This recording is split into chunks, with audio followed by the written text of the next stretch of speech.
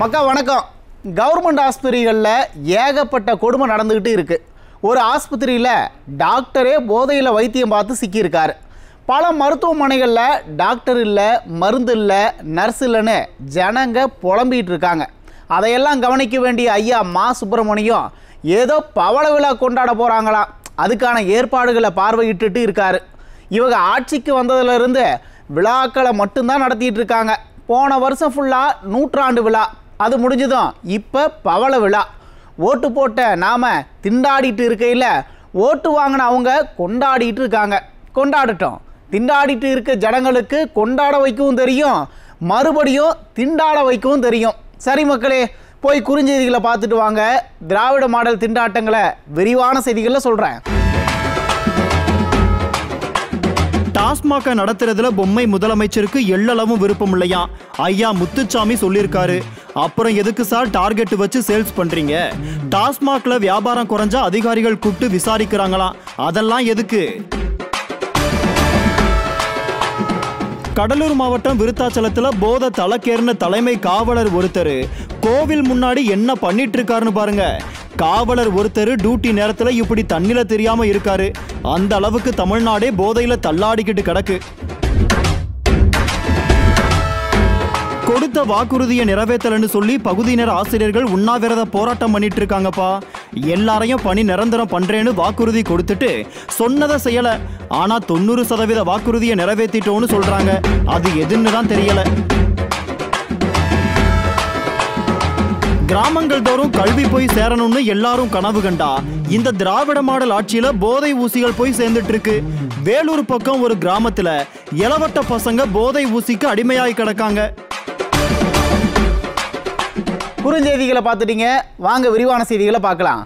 மக்கா, மது ஒழிப்பு மாநாடுன்னு அண்ணன் திருமாவளவன் கொளுத்தி போட்டதும் விளம்பர கும்பலும் சரி, ஊடக உடன்பிறப்புகளும் சரி விதவிதமாக உருட்டிட்டு இருக்காங்க. அந்த வகையில் ஐயா முத்துசாமி இன்னைக்கு பெரிய உருட்டி இருக்கார். கேட்டதும் சிரிப்பே வந்துடுச்சு. நீங்களும் அதை கேட்டு சிரிங்க. திமுக ஆட்சிக்கு வந்ததும் பூரண மதுவிலக்கு அமல்படுத்துவோன்னு 2016 வாக்குறுதி கொடுத்தாங்க. அந்த வாக்குறுதியை நினைவுபடுத்தி அண்ணன் திருமாவளவன் திராவிட மாடலை அட்டாக் பண்ணி பேசியிருந்தாரு. அதுக்கு பதில் சொல்ற விதமா ஐயா முத்துச்சாமி ஒரு விஷயத்தை சொல்லியிருக்காரு. அதாவது டாஸ்மாக் கடைகளை தொடர்ந்து நடத்துறதுல ஐயா ஸ்டாலினுக்கு விருப்பமே இல்லையா, அதை மூடுறதுக்கு ஒரு நாள் வரும்னு சொல்லியிருக்காரு. ஒன்றா நீங்கள் வந்து மனசில் வச்சுக்கணும். நம்ம ஒரே நாளில் ஒரு உத்தரவு போட்டு முதலமைச்சர் அவர்கள் அது மூடலாம். அவருக்கு டாஸ்மாக் கடைகள் தொடர்ந்து நடக்க வேண்டும் என்பதில் எல்லளவும் விருப்பம் இல்லை. இது என்றைக்காவது ஒரு நாளைக்கு அது க்ளோஸ் பண்ணப்படணுங்கிறது தான் அவருடைய எண்ணம். அதாவது நம்ம நாடக கம்பெனி இருக்கே, முழிச்சிட்டு இருக்கும் போதே மொட்டைய போடுறதுல கெட்டிக்காரங்க. நாட்டில் போதைப் பொருள் புழக்கம் அதிகமாயிருச்சு. அதை கண்டிச்சுதான் கூடவே இருக்கிற அண்ணன் திருமாவளவன் மாநாடு போடுதாரு. ஆனா பாருங்க, நாடக கம்பெனியும் ஊடக உடன்பிறப்புகளும் டாஸ்மாக் தான் பிரச்சனைங்கிற மாதிரி கொண்டு போறாங்க. டாஸ்மாக் பிரச்சனை தான், அதோட பல பிரச்சனைகள் இருக்கு. ஐயா முத்துச்சாமி டாஸ்மாக்கை மூடுறதுக்கு ஒரு நாள் வரும்னு சொல்றாருல.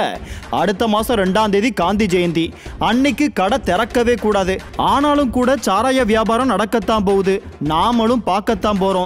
இந்த ஆட்சியில டாஸ்மாக் இருக்கிறது மட்டுமில்ல, 24 மணி நேரமும் வியாபாரம் நடக்கிறதும் பிரச்சனை தான்.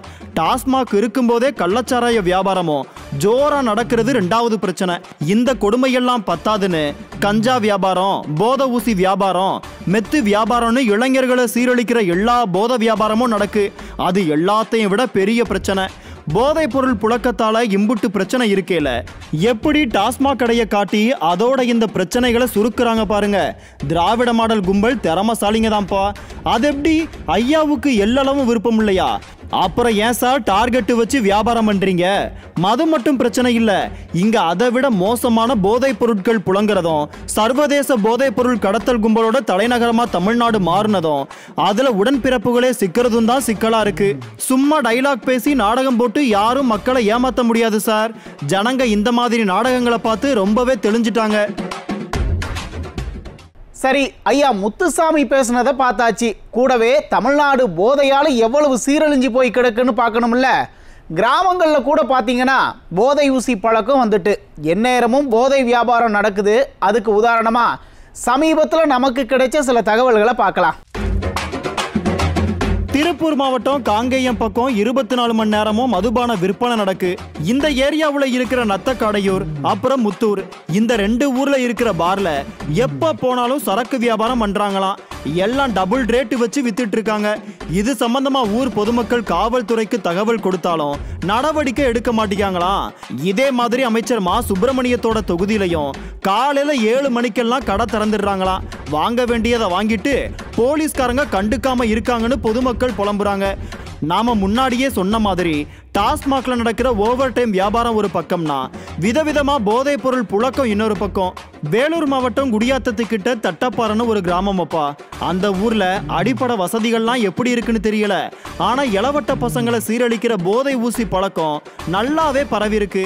அங்க இருக்கிற மலையடிவாரத்துல இளவட்ட பசங்க போதை ஊசி பயன்படுத்திட்டு இருக்காங்க.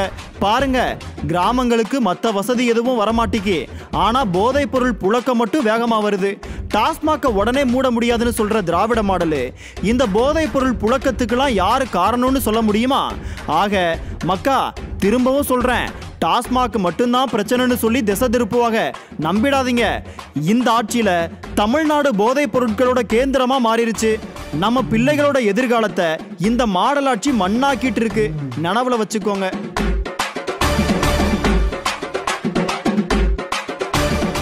$520 வாக்குறுதியை கொடுத்து ஆட்சிக்கு வந்துட்டு அப்புறமா மக்களுக்கு அல்வா கொடுத்த நாடக கம்பெனி கிட்ட 181வது வாக்குறுதி என்ன ஆச்சுன்னு கேட்டு ஆசிரியர்கள் போராட்டம் பண்ணியிருக்காங்க. பொய் வாக்குறுதி கொடுத்து ஏமாத்திட்டீங்கன்னு புலம்பி இருக்காங்க. அந்த கொடுமையை பாருங்க. மக்கா 2-3 நாள் முன்னாடி தான் தொடக்க கல்வி ஆசிரியர்கள் போராட்டம் பண்ணி பள்ளிக்கூடங்கள் எல்லாம் முடங்குற அளவுக்கு எதிர்ப்பை காட்டினாங்க. இன்னைக்கு பகுதி நேர ஆசிரியர்கள் பணி நிரந்தரம் பண்ண சொல்லி போராட்டம் பண்ணியிருக்காங்க. அதாவது ஐயா ஸ்டாலின் கொடுத்த வாக்குறுதியில பகுதி நேர ஆசிரியர்களை எல்லாம் பணி நிரந்தரம் பண்ணுவோன்னு சொல்லியிருக்காரு. அதை நம்பி ஓட்டு போட்ட பகுதி நேர ஆசிரியர்கள் ஐயா சொன்னதை செய்யலன்னு போராட்டம் பண்ணியிருக்காங்க. சென்னை ராஜரத்னம் மைதானத்தில் 2000 ஆசிரியர்கள் உண்ணாவிரத போராட்டத்தில் இறங்கியிருக்காங்க. தேர்தல் அறிக்கை டிஎம்கேவோட தேர்தல் அறிக்கையில் பார்த்தீங்கன்னா 2016, 2021 ரெண்டுலேயுமே எங்களுக்கு வந்து பணி நிரந்தரப்படுத்தணும்னு சொன்னாங்க. ஆனால் 2016 ஆட்சிக்கு வர முடியாதனால நாங்கள் மறுபடியும் நம்பியிருந்தோம், கிடைக்கல. மறுபடியும் 2021 இதை சொன்னாங்க. எங்களுக்கு நம்பிக்கையோட ஸ்டாலின் அதை செய்வார் அப்படின்னு நம்பிக்கையோட வந்தார். ஏன்னா அவர் எதிர்க்கட்சி தலைவராக இருக்கையில் பல கூட்டங்களுக்கு வந்திருந்தாரு. அப்போ வந்து எங்கள் மக்கள் போய் அவர்கிட்ட கேட்டாங்க கோரிக்கையை. அப்போ ஸ்டாலின் ஒருத்தர் முதலமைச்சர் நேமில் இருக்க ஒருத்தர் வந்து எங்கள் ஆள் வந்து ஒருத்தர் போய் கேட்டார், ஐயா எங்களை பணி நிரந்தரப்படுத்தணும் அப்படின்னு. அப்போ அவர் சொன்னது என்னன்னா, இந்த ஸ்டாலின் முதலமைச்சரான அந்த ஸ்டாலின் பணி நிரந்தரப்படுத்தப்படுவார் அப்படின்னு சொன்னார். ஆனால் இந்த ஸ்டாலின் வந்து 3-4 வருஷம் முதலமைச்சராக இருக்கார். ஆனால் எங்கள் ஸ்டாலின் இன்னும் தெருவிலே தான் நின்று போராடுறாரு. அதனால இன்னும் எங்கள் மக்கள் நிறைய பேர் கேட்டாங்க, கன்னியாகுமரிங்கெல்லாம் கேட்டதுக்கெல்லாம் இதே உதாரணத்தை தான் சொன்னார் முதலமைச்சர். ஆனால் இன்னும் முதலமைச்சர் வந்து பாராமுகமாகவே இருக்காரு. அதாவது ஆசிரியர்கள் மட்டுமல்ல, போக்குவரத்து ஊழியர்கள், மின்துறை ஊழியர்கள், துப்புரவு பணியாளர்கள், விஏஓக்கள்னு அரசு துறையில என்னென்ன துறைகள் இருக்கோ எல்லா ஊழியர்களும் இந்த கவர்மெண்ட் சொன்னது எதையும் செய்யலன்னு அடிக்கடி போராட்டம் பண்ணிட்டே தான் இருக்காங்க. ஆனா நம்ம திராவிட மாடல் கும்பல் போராட்டங்களை கண்டுக்கவே மாட்டிக்கி. எதிர்கட்சியா இருந்தப்ப போராட்ட களத்துக்கே நேர்ல போய் படம் காட்டின ஐயா ஸ்டாலின் இப்ப அந்த பக்கம் தலை காட்டுறதே இல்ல. இந்த நாடக கம்பெனி எதிர்கட்சியா இருந்தா ஒரு வேஷமும் ஆளுங்கட்சியாகிட்டா ஒரு வேஷமும் போடுங்கிறதுக்கு இதை விட வேற என்ன உதாரணம் வேணும்? ஜனங்க நீங்க தான் புரிஞ்சுக்கணும். நாட்டில் யார் தான் நிம்மதியாக இருக்கான்னு தெரியல. எல்லோரும் போராட்டம் ஆர்ப்பாட்டம்னு தான் அலைகிறாங்க. சரி மக்களே, இன்னைக்கு நிகழ்ச்சி இதோட முடிஞ்சுது. நாளைக்கு மறுபடியும் சந்திப்போம். நன்றி, வணக்கம்.